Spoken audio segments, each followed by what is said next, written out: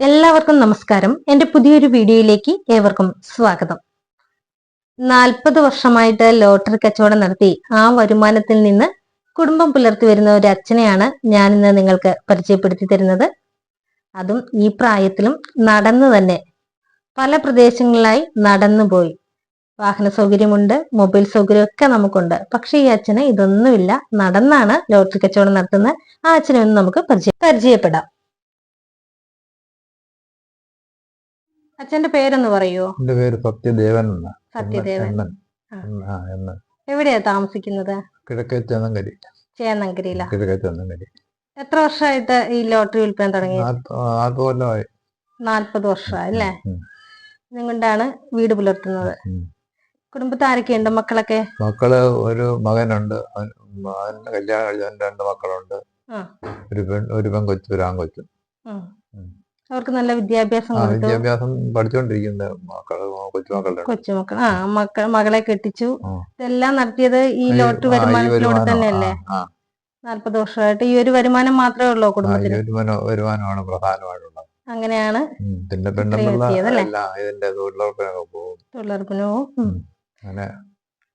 മക്കള് വഴക്ക് പറയാറുണ്ട്, ഇപ്പൊ ഈ പ്രായത്തിലും എന്തിനാണ് ലോട്ടറി കച്ചവടം? ഒരു പ്രായമല്ല, പ്രായമൊന്നും ആയില്ല. നടന്നു തന്നെയാണോ വിൽപ്പന? വീട്ടിൽ നിന്ന് 8 മണിയാകുമ്പോ ഇറങ്ങും. കേരള ലോട്ടറി മാത്രമേ?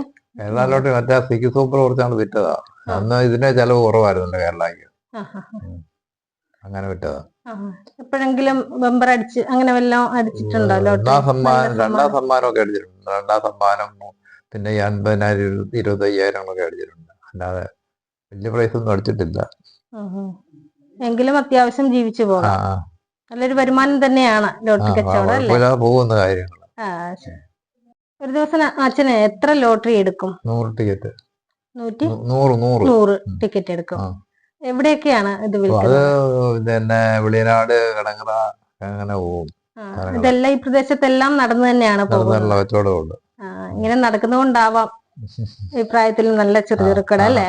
അതായത് എല്ലാം ഇപ്പോഴത്തെ നമ്മുടെ പുതുതലമുറ കണ്ടുപഠിക്കേണ്ടതാണ്. ഇത്രയും പ്രദേശത്ത് നടന്ന്, ഇത്രയും കിലോമീറ്റർ താണ്ടി നടന്ന് രാവിലെ വീട്ടിൽ നിന്ന് 8 മണിയാകുമ്പോ ഇറങ്ങും. ഭക്ഷണമൊക്കെ രാവിലെ വീട്ടിൽ നിന്ന് കഴിച്ചിട്ടാണ്?